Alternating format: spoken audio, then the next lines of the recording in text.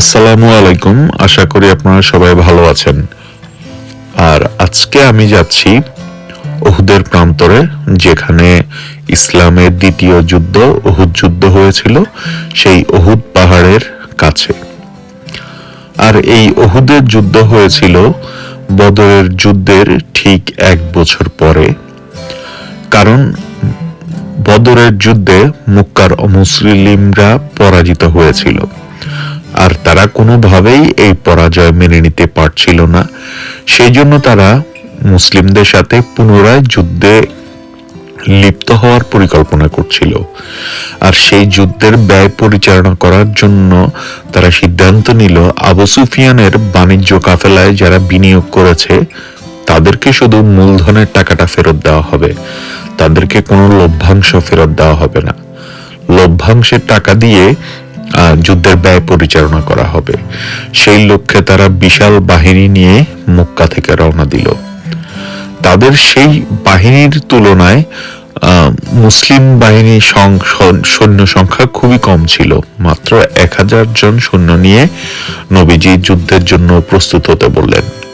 যেহেতু সৈন্য সংখ্যায় মুসলিমরা অনেক কম ছিল, সেই জন্য নবীজি সাহাবীদেরকে 3টি ভাগে বিভক্ত হয়ে যুদ্ধ পরিচালনার নির্দেশ দিচ্ছিলেন।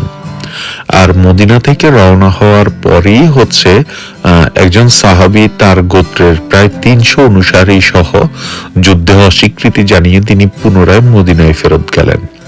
তো যেহেতু 1000 সৈন্য থেকে 300 কমে গেছে, 700 সৈন্য নিয়ে নবীজি যে সরাসরি অমুসলিম বাহিনীদের সাথে সরাসরি যুদ্ধে লিপ্ত হওয়া যাবে না, কারণ সরাসরি যুদ্ধে লিপ্ত হলে মুসলিমরা সৈন্য সংখ্যা যেহেতু অনেক কম, তাই পরাজিত হওয়ার সম্ভাবনা আছে।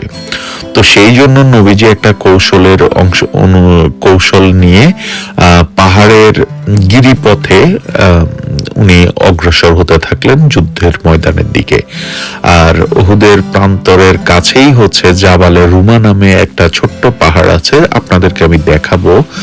সেই জাবালে রুমা পাহাড়ের উপরে 50 জন তীরন্দাজ সাহাবীকে নবীজি নিয়োজিত করলেন, এবং তাদের প্রতি নবীজির নির্দেশনা ছিল, যুদ্ধে আমরা জয় লাভ করি কিংবা পরাজিত হই, যাই হোক না কেন, সেই জাবালে রুমা পাহাড় থেকে সরে আসা যাবে না।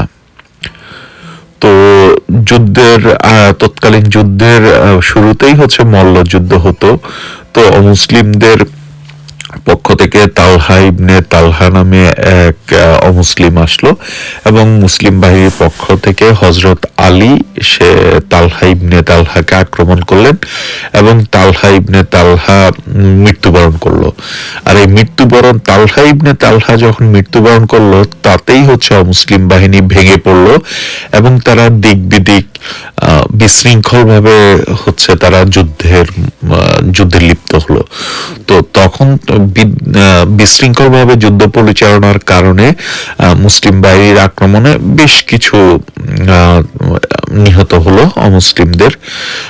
তো তীরন্দাজ যে সাহাবীরা ছিল, তারা এটা দেখে পাহাড়ের উপর থেকে তারা ভাবলো যে মুসলমানরা মনে হয় জয়লাভ করে ফেলেছে। গনিমতের মাল সংগ্রহ করার জন্য তারা সেই পাহাড় থেকে নেমে গেল। আর তখনই পেছনের দিক থেকে অমুসলিমরা আবার পুনরায় সংগঠিত হয়ে আক্রমণ করলো। আর এতে প্রায় 70 জন সাহাবী শহীদ হয়েছে। এই 70 জন সাহাবীর মধ্যে আপনারা এখানে দুটো কবর দেখতে পাচ্ছেন। একটি নবীজির চাচা হযরত আমির হামজা রাদিয়াল্লাহু তাআলা আনহুর কবর, এবং অপর যে কবরটি আছে সেটা অন্য আরেকজন সাহাবী মুসাইব ইবনে উমাইর। আর মুসাইব ইবনে উমাইরের সাথে নবীজির শারীরিক গঠনের বেশ মিল ছিল, তাই ওনার মৃতদেহ দেখে সবাই বলতে লাগলো যে নবীজি শহীদ হয়েছে। পরবর্তীতে দেখা গেল যে এই ঘটনা পুরোটাই গুজব ছিল। তো সেই যুদ্ধে আসলে মুসলিমরা পরাজিত হয়েছে, আর পরাজিত হওয়ার কারণে মুসলমানরা বেশ বেশ ওইখানে 70 জন সাহাবী শহীদ হয়েছিল, মুসলমানরা একটু কোণঠাসা হয়ে গিয়েছিল। আর এই যুদ্ধ কিন্তু ইতিহাসে মুসলিমদের ইসলামের ইতিহাসে বেশ গুরুত্বপূর্ণ একটা যুদ্ধ ছিল। তো আমরা এই যে দেখতে পাচ্ছেন যে পাহাড়টা, এটাই হচ্ছে জাবালে রুমা পাহাড়। সবাই এখানে এসেছে সেই জাবালে রুমা পাহাড়ের উপরে উঠে কিছুক্ষণ সময় কাটাচ্ছে এখানে। আমিও উঠলাম জাবালে রুমা পাহাড়ে, বেশ খুব ছোট একটি পাহাড়, তাই ভাবলাম যে আমি নিজেও একটু ঘুরে আসি আর সাথে সাথে আপনাদেরকেও কিছুটা শেয়ার করি আপনাদের সাথে সেই পাহাড়ের চারপাশের সৌন্দর্য। তো সেই পাহাড়ের উপরে উঠে এই পাহাড়ের পাশেই হচ্ছে বেশ বড়সড় একটি খেজুর বাগান আছে। আর পাহাড়টাও ছোট, সবাই উঠছে, আমিও উঠলাম, বেশ ভালোই লেগেছে। আর পাহাড়ের উপর থেকে চারপাশের উহুদ পাহাড়ের সৌন্দর্য দেখতে লাগলাম। আর এখানে একটা মসজিদ আছে, যদিও মসজিদটা বন্ধ ছিল তাই আর আমরা নামাজ পড়তে ভেতরে যেতে পারিনি। আর এই চারপাশের সৌন্দর্য, অর্থাৎ চারপাশটা এমনই উহুদ পাহাড়ের।